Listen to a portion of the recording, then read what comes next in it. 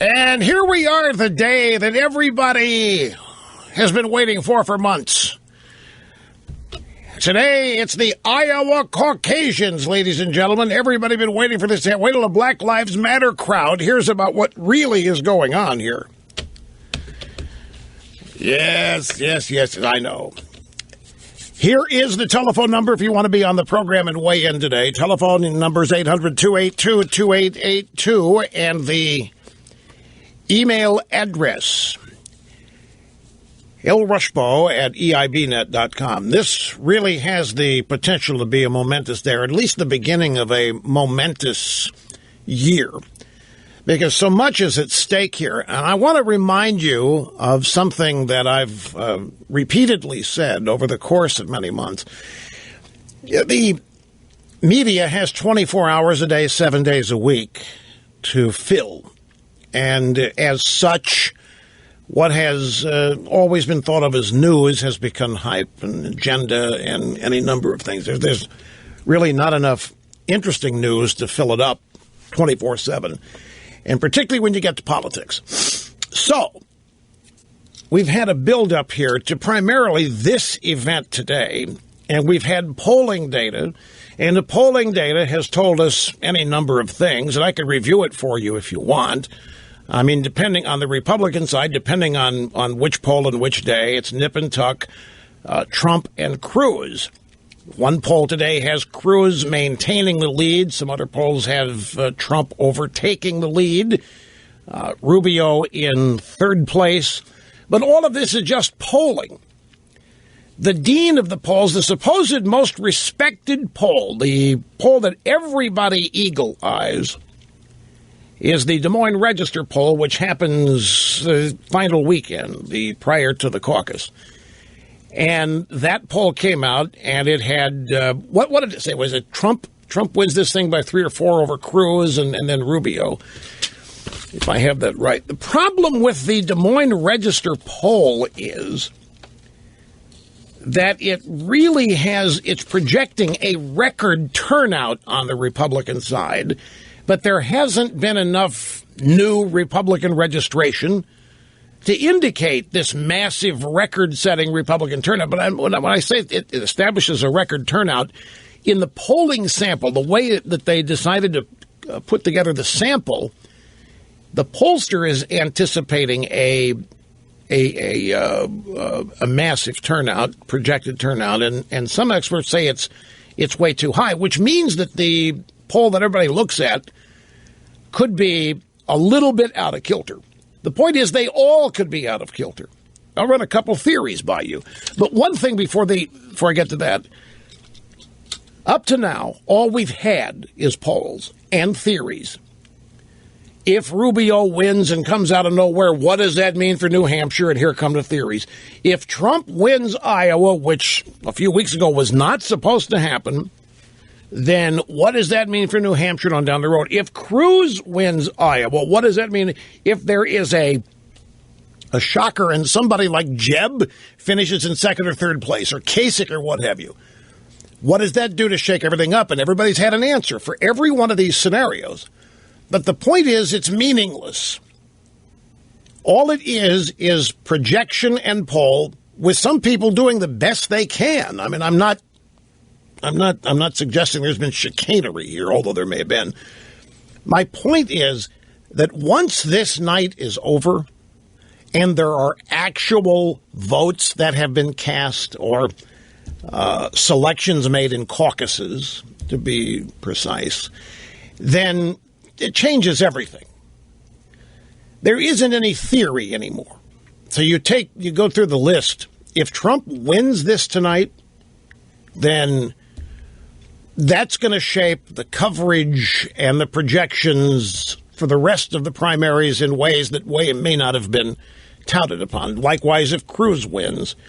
Likewise, if somebody comes out of nowhere and wins, if Bernie Sanders wins, even though the polling data and any numbers of people analyzing it have theorized all these things, it's going to change dramatically when there's actually a hard result. And look, this is nothing you don't know, and I'm not I'm not trying to suggest this is earth-shattering. I'm saying the whole dynamic is going to change from polling data to reality. Because right now, all we've got, polling, depending on how you want to look at it, is an expert analysis or a wild guess, depending on how you look at it. And with as many people now who may not be as upfront and honest with pollsters, for example, I saw over the weekend that Trump does much better when being polled by a computer than by a human being. I think that's what it might have been Cruz. But the point is, when a computer calls you and asks you what you're going to do, you're more honest than if you're talking to a human being. The theory being psychologically, you don't want to say anything the pollster might cause the pollster to think that you're an idiot. So you give the answer that you think the pollster is expecting, whatever it would happen to be. And we've had instances of this in the past with the Wilder effect and other examples of that. But it's just going to change everything. And look at the number of months that we have had that have been based on the result analysis, have been based largely on pure speculation, based on polling data. And even though people have extrapolated in their theories what each result would mean, it's going to change everything once you have a winner. And who shows up in second and third place in both parties. Each party has its own unique storyline or set of storylines. On the Democrat side, the secret storyline is the near panic. From everything I can gather, the near panic in the Democrat Party over Hillary and this email story. And the reason for the near panic is that there's nobody to go to. If something happens to Hillary, they've got Bernie, crazy Bernie. Even though crazy Bernie is drawing all the crowds, and even though crazy Bernie is energizing the anti-Washington crowd on the Democrat side, they still can't see him being the nominee. Although I don't know what else they would do. But there's this real worry about this email thing with Hillary, much more than any Democrat would admit to the media. In fact, some of them have admitted to the media just writing herd on it, not telling the whole story about that. And that story, by the way, Hillary's email story, continues to get worse and worse and worse as the days go by. And now the latest is that the FBI and the Justice, if we're to believe this, are livid that Obama has inserted himself in this story by claiming Hillary didn't do anything and that he only found out about this on the news when it's now clearly been established that he knew about it long ago because he was exchanging emails with it. And so were the other intelligence agencies. Every one of them knew that Hillary was doing things off the books. Why didn't they say that? We're talking 16 different intelligence agencies. CIA, DIA, NSA, they were all emailing things back and forth to Hillary, and they all had to know what she was doing. Why didn't one of them say anything at some point in all this? So there's a lot effervescing beneath the surface here. On the Republican side, I have encountered a couple of hopeful theories from anti-Trump people writing on the internet. Not necessary to mention any names, not the point. But one of the prevalent theories that I have read from people who are hopeful that Trump does not win the Hawkeye Caucus and hopeful that Trump does not win the Republican nomination. Theory goes like this. You have a bunch of angry people on the Republican side, and they're fed, and it's legitimate. They're fed up with Washington. They're fed up with the establishment. The establishment has been given 2 landslide victories in 2010, 2014. You know the drill. All the promises to stop Obamacare, all the promises to stop Obama, period. None of it's happened. And the anger is profound. The rage is profound. And so people, in order to demonstrate their anger in the best way they know how, have flocked to Donald Trump. Because that, as far as they're concerned, is the single best way to show the establishment what you think of them is to go out and support somebody that has nothing to do with them. That would throw them all out if he wins. The theory goes that those people, when it comes time to actually caucus, are not going to select Trump. The theory says that they're going to be gripped by a moment of seriousness and that they will realize that they have demonstrated their rage sufficiently so that everybody knows they don't have. And when it comes down to the nitty-gritty, many in the Trump camp will vote for Cruz or Rubio or somebody else because this time it matters. It's not a poll. It's not a pollster calling. It's not a computer for a polling company calling. It's not a focus group. It's the real thing. And they will get in there and they will caucus and they will figure out, okay, we've sent our message. Now, for this theory to have any weight or validity, this theory requires that Trump's support is soft. Now, you have to be the judge of whether or not you think Trump's support is soft. Trump's unfavorables are through the roof. Trump's unfavorables are up at 50. They're north of 50% nationwide. And so the people that have these theories, people are going to realize they nominate Trump. There's no way he can win. The country, over half the country doesn't like the guy. There's no way. They're not that stupid. Others, oh, yes, it's not that they're stupid. It's they're that mad.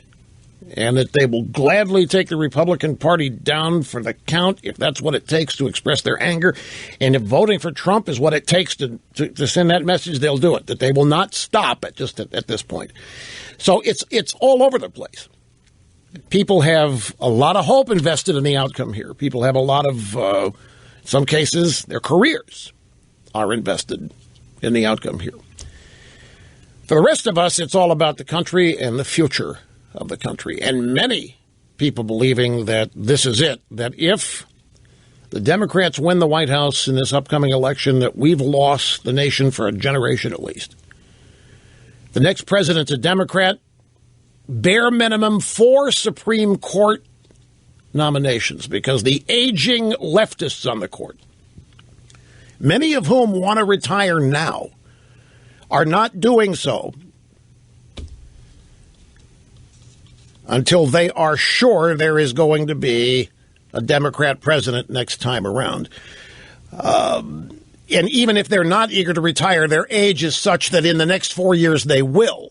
Point is, whoever the next president is going to have a large number of Supreme Court vacancies to fill. And if the Democrats own those 4, coupled with everything else they've been able to jury rig in the judicial system nationwide at all the various different levels, federal and district courts and so forth, that it's a nightmare scenario. If a Democrat's elected to continue the transformation of this country begun by Barack Obama, that we're in deep doo-doo. And it is. I agree with people who think that it's that serious. That is what we are up against. The same token, if you hear all these Republicans, and you know who they are, you've heard them yourself, run around talking about the era of Reagan is over, and we need to get past this Reagan fetish that we all have.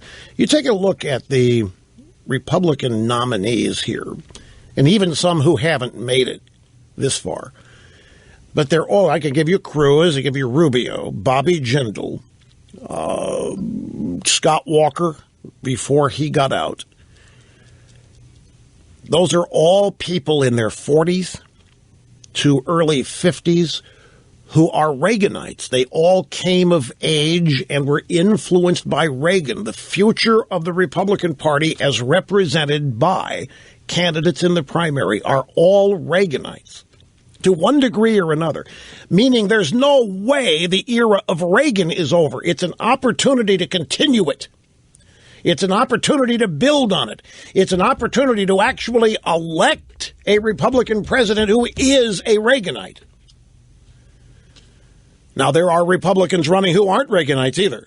They are more establishment type. But the point is, the era of Reagan being over is a wish that is held onto tightly by many in the Republican establishment.